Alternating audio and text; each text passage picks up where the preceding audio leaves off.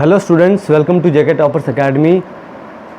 आज हम करने जा रहे हैं जनरल साइंस के इम्पोर्टेंट एमसीक्यूज़ आपके JK SSB JKP border battalion के रिटन एग्ज़ाम के लिए। ठीक है, तो बहुत सारे बच्चे बोल रहे थे सर साइंस का लेके आओ, फिर इकोनॉमिक्स का लेके आओ, कंप्यूटर का लेके आओ। तो सुबह सबसे पहले आपके लिए कंप्यूटर के क्वेश्चंस यहाँ पे डिस्कस किए गए थे। एमसीक्यूज़ टॉप इजी लेवल के भी थे, हार्ड लेवल के भी थे, मॉडरेट लेवल के भी थे।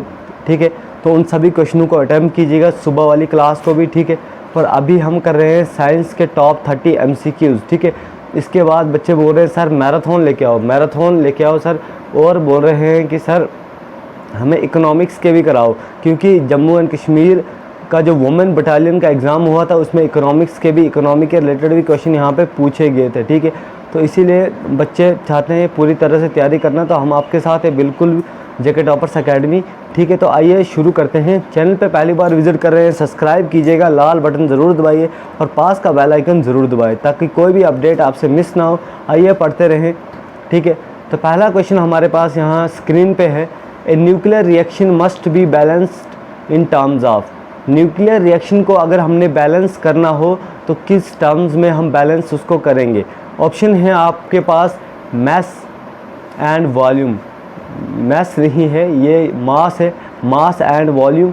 दूसरा है एनर्जी एंड वेट, तीसरा है नंबर ऑफ इलेक्ट्रॉन्स और चौथा है मास एंड एनर्जी। तो जो न्यूक्लियर रिएक्शन जो है उसको कैसे बैलेंस करते हैं हम, उसको मास और एनर्जी से ही हम बैलेंस करते हैं। ठीक है, तो इसका डी ऑप्शन आपके लिए बिल्कुल सही हो जाएगा। ठीक है, तो बच्चों साथ साथ में कमेंट करते रहो। क्वेश्चन पढ़ लिया, अगर आपको आंसर आता है तो फटाफट से कमेंट कीजिएगा कमेंट सेक्शन में।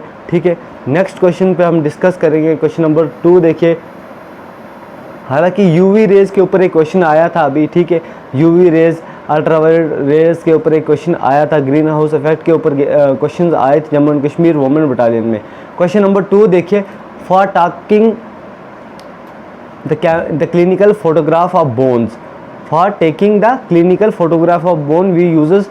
अगर हमें क्लिनिकल फोटोग्राफ बोन्स की लेनी होती है तो हमें क्या यूज़ करते हैं, हम क्या यूज़ करते हैं हम उसमें ऑप्शन है आपके पास UV rays, IR rays, X ray या फिर कॉस्मिक रेज़। ठीक है, अगर जिसको भी हड्डी अगर कुछ फ्रैक्चर हुआ होता है, कुछ भी हुआ होता है, तो हम उसके लिए फ्रैक्चर के लिए क्या क्लिनिकल फोटोग्राफ कौन सी लेते हैं, तो वो हम लेते हैं एक्स रेज़। ठीक है, एक्स रे हम उसका करवाते हैं। ठीक है, नेक्स्ट क्वेश्चन देखिए।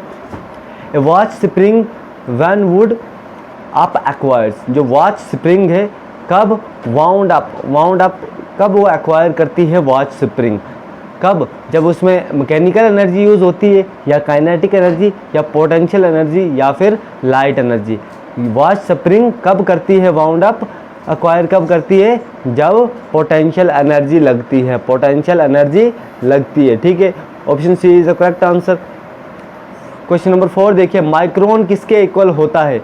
एक क्वेश्चन आया था नैनोमीटर के ऊपर, एक क्वेश्चन आया था। ठीक है, वैसे ही इसमें ये क्वेश्चन आ सकता है माइक्रोन किसके इक्वल होता है। ठीक है, तो माइक्रोन जो है आपका वो 0.001 mm के बराबर होता है। कितना होता है, 0.001 के ऊपर बराबर होता है एक माइक्रोन। ठीक है, अब नेक्स्ट क्वेश्चन देखिए। क्वेश्चन नंबर 5 हमारे स्क्रीन पे दिया गया है।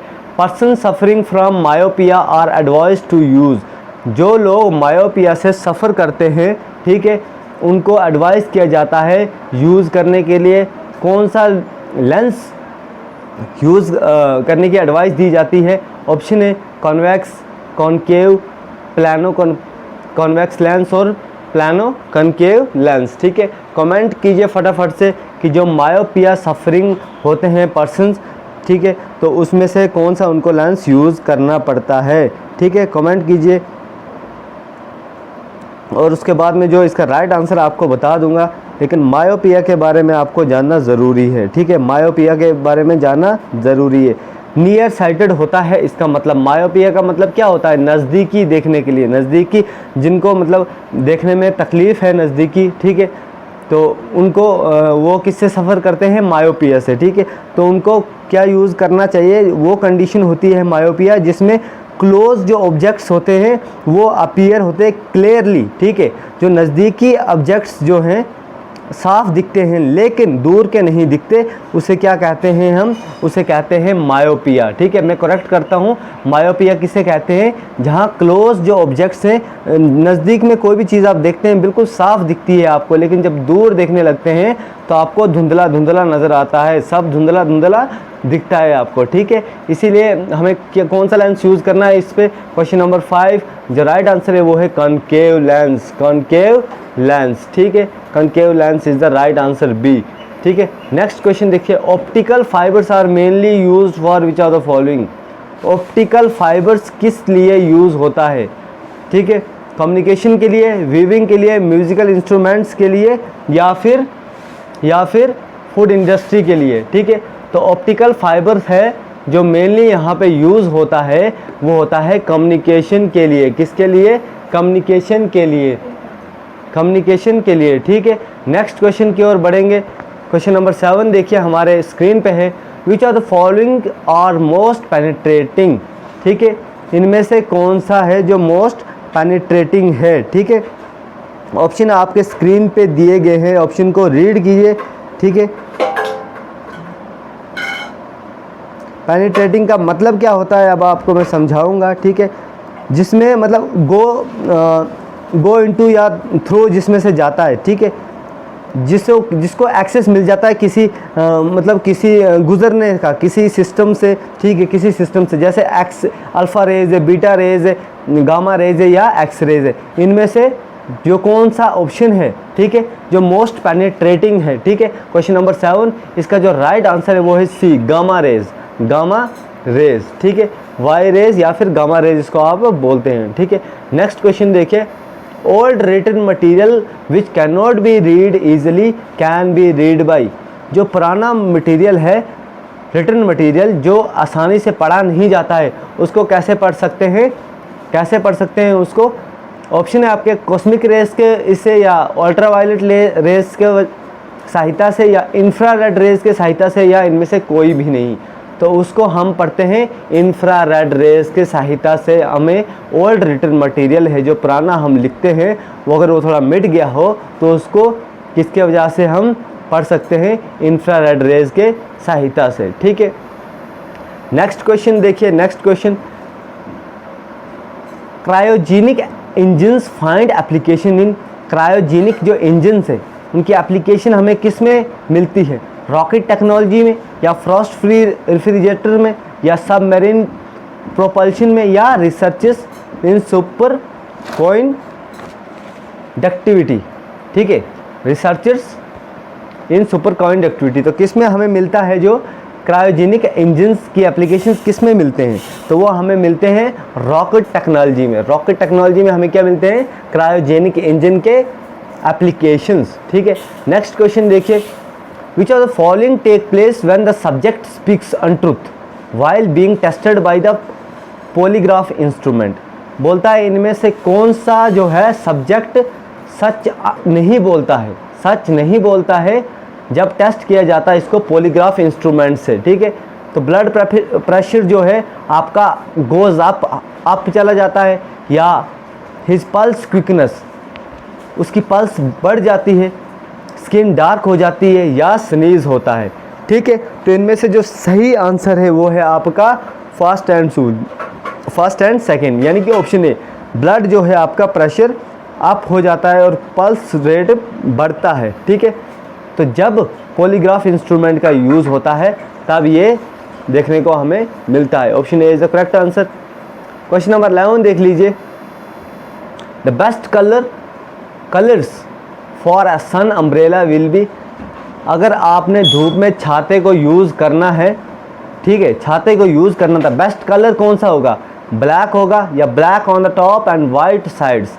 पहला ऑप्शन इधर, या तो काला बोलते हैं काला होना चाहिए, या टॉप का काला और साइड में क्या होना चाहिए, वाइट, या टॉप ब्लैक होना चाहिए इनसाइड से। ठीक है, वाइट टॉप होना चाहिए और इनसाइड से ब्लैक, या फिर प्रिंटेड होना चाहिए 7 कलर्स ऑफ द रेनबो। ठीक है, ये बहुत ही अच्छा क्वेश्चन है यहाँ पे। ठीक है, जो इसका राइट आंसर है मैं आपको बता दूँ कि वाइट होना चाहिए टॉप का पूरा, और ब्लैक होना चाहिए अंदर से, तभी वो बेस्ट कलर है जो आपको किससे बचाएगा, गर्मी से बचाएगा। ठीक है, और रेज से बचाएगा, हार्मफुल रेज से।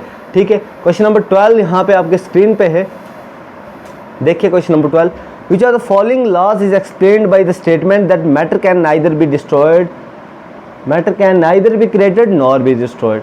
तो ये कौन सा लॉज है, बहुत ही इंपॉर्टेंट क्वेश्चन है ये, और हर एक को ये जो है लॉ ऑफ मैटर याद ही होगा, that matter can neither be created nor be destroyed. एक एनर्जी का भी ऐसा है, energy can neither be created nor be destroyed but it can only changes from one form to another. तो ये है आपका कौन सा है, ये है आपका C, law of conservation of मास।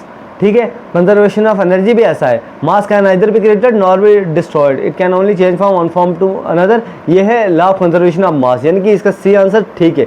लेकिन आपको सेम पूछा जाए कि स्टेटमेंट जो है energy can neither be created nor be destroyed, तो वो कौन सा आपका ये लॉ रहेगा, वो रहेगा law of conservation of energy. ठीक है, फिलहाल क्वेश्चन नंबर 12 का जो राइट आंसर है वो आपका सी है। ठीक है, नेक्स्ट क्वेश्चन देखिए, aviation fuel for jet aeroplanes consists of purified. जो एविएशन का फ्यूल है, जेट एरोप्लेन्स का जो तेल या जो उसमें ईंधन यूज़ किया जाता है, ठीक है, वो कंसिस्ट किसका प्यूरिफाइड होता है वो, ठीक है, तो वो आपका होता है, देखो पेट्रोल, कैरोसिन, गैसोलीन, डीजल आपके पास ऑप्शन है, लेकिन जो राइट ऑप्शन है वो है कैरोसिन, कैरोसिन का प्यूरिफाइड होता है वो। नेक्स्ट क्वेश्चन है हमारे पास, which of the following is the correct combination of the invention and their inventors and their invention. इनमें से जो नीचे दिए गए 4 ऑप्शन, इनमें से इन्वेंटर्स का नाम भी लिखा गया है और इन्वेंशंस का भी, हमने राइट बताना है, करेक्ट कौन सा है, इनमें से करेक्ट कौन सा है। तो मुझे पता है इनमें से करेक्ट कौन सा है, तो जिस बच्चे को पता है तो उनने फटाफट से अपने कमेंट करना है और वीडियो को लाइक करना है। ठीक है, क्वेश्चन नंबर 14 का जो राइट आंसर है वो है जेएल बर्ड। जेएल बर्ड ने क्या बनाया था, किस चीज़ की इन्वेंशन की थी, टेलीविज़न की। किसकी की थी, ये सही है, बाकी ये भी गलत है, ये भी गलत है और ये भी गलत है। ठीक है, अब मुझे बताओ लेज़र की और ट्रांसमीटर की और विंड मिल की इन्वेंशन किसने की थी, कमेंट करके। ठीक है, ये क्वेश्चन रहेगा आपके लिए। नेक्स्ट क्वेश्चन की ओर बढ़ेंगे, who among the following led the foundation of nuclear science in the country. हमारे देश भारत में किसने फाउंडेशन की थी न्यूक्लियर साइंस की। ठीक है, तो जो हमारे पास ऑप्शंस हैं, विक्रम साराभाई, होमी जंगीर बाबा, एमजीके मेनन और राजा रामाना, इन सब के बहुत बड़े नाम हैं, हमारे देश में न्यूक्लियर साइंस से जुड़े हुए हैं। ठीक है, लेकिन जो करेक्ट आंसर है इस क्वेश्चन का, क्वेश्चन नंबर 15 का, वो है आपका होमी जे बाबा, यानी कि होमी जंगीर बाबा जो हैं उन्होंने न्यूक्लियर साइंस की फाउंडेशन की थी हमारे देश भारत में। ठीक है, नेक्स्ट क्वेश्चन देखिए, मैच का एक क्वेश्चन है यहाँ पे। ठीक है, नेम्स दिए गए हैं और contribution, Subhash Chandra Bose, S N Bose की क्या कंट्रीब्यूशन थी, एस चंद्रशेखर की क्या कंट्रीब्यूशन थी, एस रामानुजम की क्या कंट्रीब्यूशन थी और आर्यभट्ट की क्या कंट्रीब्यूशन थी। ठीक है, आपने इसको मैच करना है। ठीक है, रामानुजम जी की क्या कंट्रीब्यूशन थी, उनकी थी मैथ्स में, थ्योरी ऑफ नंबर्स में। ठीक है, आइए राइट ऑप्शन आपको देते हैं अभी। क्वेश्चन नंबर 16 का जो राइट ऑप्शन है वो है आपका सी। ठीक है, सी देखिए 2 4 1 3 इसका यहाँ पे बता रहा है। ठीक है, तो मैंने जैसे कि बोला जो है यहाँ पे जो क्वेश्चन है, ठीक है, ये देखिए 16 का जो राइट आंसर आपको बोला मैंने सी है। ठीक है, ये आ गया सी पार्ट। ठीक है, तो पहला इसके पहले का क्या आएगा, एस एन बोस की किससे थी, उनकी थी एलिमेंट्री पार्टिकल से। एस चंद्रशेखर उनकी किससे थी, उनकी थी थ्योरी ऑफ ब्लैक होल से। ठीक है, और रामानुजम जी मैथ्स के बहुत जाने माने हैं, हमारे थ्योरी ऑफ नंबर्स। ठीक है, और आर्यभट्टा एस्ट्रोनॉमी। ठीक है, तो ये था इसका राइट मैच। ठीक है, नेक्स्ट क्वेश्चन देखिए हमारे पास, what happens to the level of mercury. जो मरकुरी हमारे पास एक प्लैनेट भी है, लेकिन मरकुरी जो बैरोमीटर ट्यूब में होता है, बोलता है what happens to the level of mercury. जब बैरोमीटर ट्यूब में होता है मरकरी, क्या होता है उसे। ठीक है, when it taken down a coal mine, जब वो कोल माइन से बाहर निकालते हैं, taken down a coal mine. ठीक है, क्या होता है, फॉल हो जाता है वो, या रिमेन अनअल्टर्ड, उसको या कुछ नहीं होता, या राइज होता है लेवल बैरोमीटर ट्यूब में, या फिर राइज करता है और फॉल करता है। ठीक है, तो इसका जो राइट आंसर है 17 का वो है आपका सी, यानी कि राइज करता है जब आप कोल माइन में उसको लेते हो, ठीक है। पता क्यों? क्योंकि जब उसका लेवल है ना तो टेम्परेचर से उसका जो है वो बढ़ता है, ठीक है। और बाहर लाओगे तो उसका कम होता है, ठीक है। आपने जैसे वो देखा होगा, थर्मोमीटर भी देखा होगा, उसमें भी अंदर मर्क्यूरी होता है, बीपी वाला नापने वाला भी, ठीक है। तो क्वेश्चन नंबर 17 का C is the right answer. Question number 18 को पढ़िए ध्यान से। इनमें से कौन सा स्टेटमेंट ट्रू है? साउंड एक फॉर्म ऑफ एनर्जी है, पहला स्टेटमेंट है यहाँ पे। दूसरे में बोलता है कि sound stop when vibration of an object stop, sound रुक जाता है जब वाइब्रेशन रुक जाता है। तीसरे में यहाँ बोला है कि साउंड ट्रांसवर्स वेव है। और चौथे में बोला जाता है साउंड ट्रेवल बेटर करता है heavy gas than light gas में, मतलब हैवी गैस में बेटर ट्रेवल करता है as compare to light gas में। अब इसमें से कौन सा स्टेटमेंट सही है, आइए आपको बताते हैं। तो इसमें से साउंड फॉर्म ऑफ एनर्जी है, पहला सही है। इसमें साउंड स्टॉप हो जाता है जब वाइब्रेशन रुक जाता है, तो किसी ऑब्जेक्ट का, ये भी सही है दूसरा। और ट्रांसवर्स वेव ये यहाँ पे नहीं है, ठीक है, ट्रांसवर्स वेव नहीं है, इसीलिए इसका ऑप्शन जो हो जाएगा C, first, second and fourth are the correct, ठीक है। क्वेश्चन नंबर 19 देखिए, बोलता है barometer mercury is preferred over water, मतलब इसमें पानी क्यों नहीं डाल देते हम, मर्करी को क्यों प्रेफर किया जाता है? क्योंकि mercury good conductor of heat है, या मर्करी करता है शाइन और उसका लेवल जो है इजीली पढ़ा जा सकता है, या मर्करी जो है हाई डेंसिटी होती है और लो वेपर प्रेशर होता है, या फिर मर्करी जो है अवेलेबल होता है प्योर फॉर्म में, ठीक है। जो राइट आंसर है उसका वो यह है कि हाई डेंसिटी और लो वेपर प्रेशर होता है इसमें, इसलिए इसको बैरोमीटर में यूज़ किया जाता है। क्वेश्चन 19 का C is the right option. 20 देखिए, अगर एक बम को ड्रॉप किया जाए एक पॉइंट से मूविंग एरोप्लेन से, ठीक है, पायलट क्या ऑब्जर्व करता है? अगर एक बम को ड्रॉप किया जाता है एक पॉइंट से मूविंग प्लेन, चलते हुए जहाज़ से, ठीक है, एरोप्लेन से, तो पायलट क्या यहाँ पे ऑब्जर्व करता है? ऑब्जर्वेशन देखिए, बम जो है ट्रांसवर्स करता है कर्व्ड पाथ में और फॉल करता है कुछ डिस्टेंस पॉइंट से इधर उधर। दूसरे ऑप्शन में बोला है कि बम जो है ट्रांसवर्स कर्व्ड पाथ में फॉल करता है कुछ डिस्टेंस अहेड पॉइंट से, ठीक है। और तीसरे में बोला कि बम जो ड्रॉप करता है वर्टिकली डाउनवर्ड, और चौथे में बोला है बम स्टेशनरी रहता है एयर में कुछ वक्त के लिए। लेकिन जो राइट आंसर है क्वेश्चन नंबर 20 का वो है आपका बी, यानी कि बम जो है पहले कर्व्ड पाथ में जाएगा, ठीक है, और फॉल करेगा कुछ डिस्टेंस, ठीक है, कुछ डिस्टेंस उस पॉइंट से, ठीक है, और वहाँ से फट जाएगा वो, ठीक है। 21 क्वेश्चन देखिए, बोलते हैं टू बॉडीज़ है, एक हैवी है और दूसरी लाइट है, अगर दोनों पे सेम फोर्स लगा दी जाए सेम टाइम में, फिर क्या होगा? क्या होगा भाई साहब? फिर ऑप्शन देखिए, अगर टू बॉडीज़ है, ये वा ए ये बी, दोनों पे टाइम टी लगा दिया और इस पे भी टाइम टी लगा दिया, ठीक है, सेम और फोर्स लगा दी इसमें, 1 न्यूटन इधर 1 न्यूटन इधर सेम टाइम में, तो फिर क्या होगा इसमें क्या होगा? ठीक है, मैं बताता हूँ आपको। क्वेश्चन नंबर 21 का जो है राइट आंसर वो है आपका सी, ठीक है। तो मैं आपको बताने की कोशिश करता हूँ, यहाँ की जो लाइट बॉडी है वो हायर वेलोसिटी बिल्ड करेगी, ठीक है, देन द हैवी वन, ठीक है। हैवी वेलोसिटी नहीं, जो लाइट बॉडी है ना वो हायर वेलोसिटी बिल्ड करेगी हैवी बॉडी से, ठीक है, और मोमेंटम गेन करेगी दोनों केसेस में, ठीक है, इसीलिए इसका सी इज़ द राइट आंसर, ठीक है। अब देखो, rise of mercury in the barometer indicate, जो मर्करी में बैरोमीटर का हमने क्वेश्चन किए हैं 2-3, तो जो मर्करी राइज करता है ना बैरोमीटर में, ठीक है, वो क्या इंडिकेट करता है? ठीक है, क्या इंडिकेट करता है वो? तो वो आपका इंडिकेट करता है फेयर वेदर, ठीक है। नेक्स्ट क्वेश्चन देखिए, sources of our energy is basically the, energy का बेसिकली सोर्स क्या बताया गया है यहाँ पे, ठीक है, वो बड़ा इजी क्वेश्चन है ये। देखिए, ओशन है, सन है, एटमॉस्फेयर है, स्पेस है, लेकिन जो राइट आंसर है वो आपका sun is the source of our energy, ठीक है, या बेसिक सोर्स ऑफ एनर्जी क्या है हमारे पास? सन है, ठीक है। जैसे आप देख सकते हैं फूड चेन, फूड वेब पड़ा होगा, पहला क्या होता है? पहले सन की लाइट्स आती हैं, घास पे पड़ती हैं, ठीक है, फिर वो जो है उसके बाद उगता है, उसको कौन खाता है? बकरी खाती है, बकरी को शेर खाता है, शेर को, मतलब वो सब एक जो साइकिल फूड चेन का है। तो सन जो है basic size source of energy है, ठीक है, क्योंकि एनर्जी फिर ऊपर देखते हैं हम 10% ये जो बना होता है इसमें यहाँ पूरा प्राइमरी सेकेंडरी टर्शरी लेवल होते हैं, ठीक है। पहले इधर घास उगता है, फिर बकरी उसको खा जाती है, फिर शेर उसको खा जाता है, और हाक वगैरह टर्शरी में उसको खा जाते हैं, ठीक है। तो sun is the basic source of energy. Question number 24 देखिए, लाइट पास करता है एयर इनटू ग्लास। जब लाइट पास करता है एयर से ग्लास में तो क्या एक्सपीरियंस चेंज लाता है हमें? फ्रीक्वेंसी और वेवलेंथ का, या फिर फ्रीक्वेंसी और स्पीड का, या फिर वेवलेंथ और स्पीड का, या फिर तीनों का। तो मैं आपको बता दूं, जब लाइट पास होती है एयर से ग्लास में, ठीक है, तब क्या होता है, तब जो है आपका वेवलेंथ और स्पीड जो है एक्सचेंज होती है, हमारी वेवलेंथ और स्पीड, ठीक है। नेक्स्ट क्वेश्चन देखिए, सी इसका राइट ऑप्शन है 25।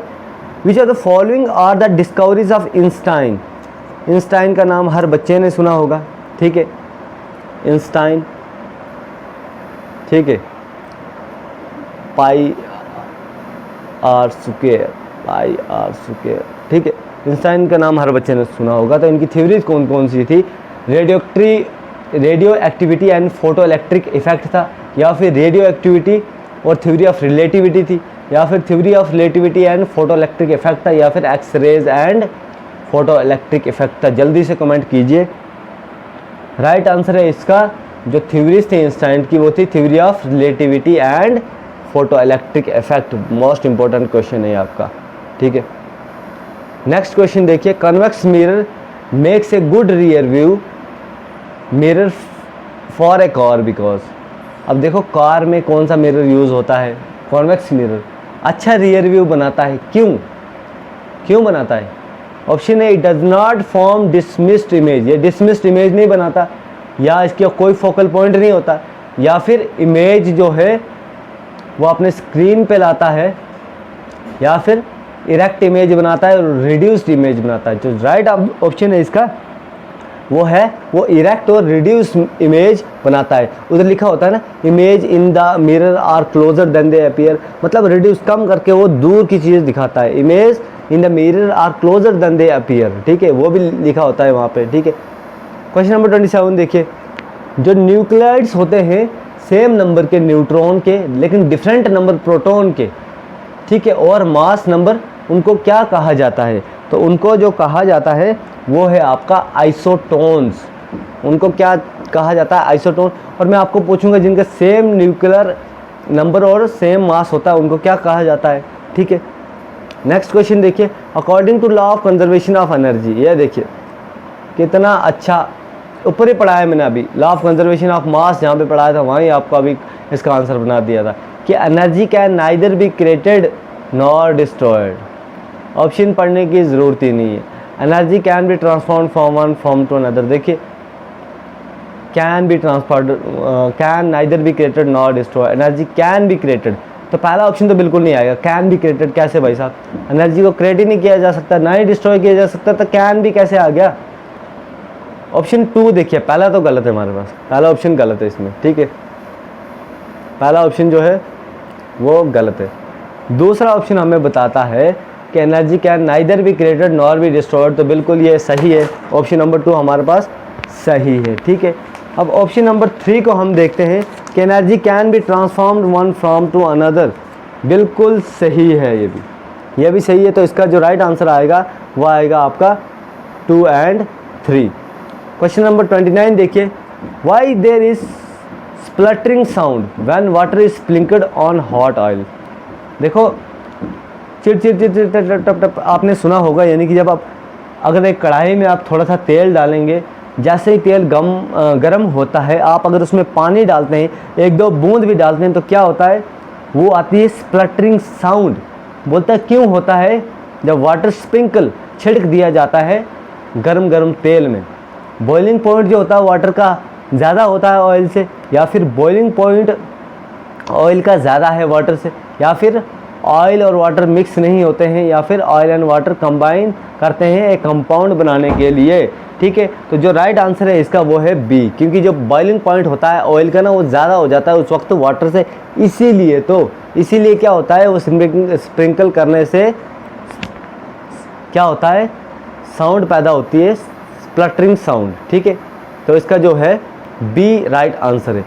30 क्वेश्चन नंबर देखिए, which falls down faster in A vacuum, A feather, A wooden ball और ए स्टील बैट।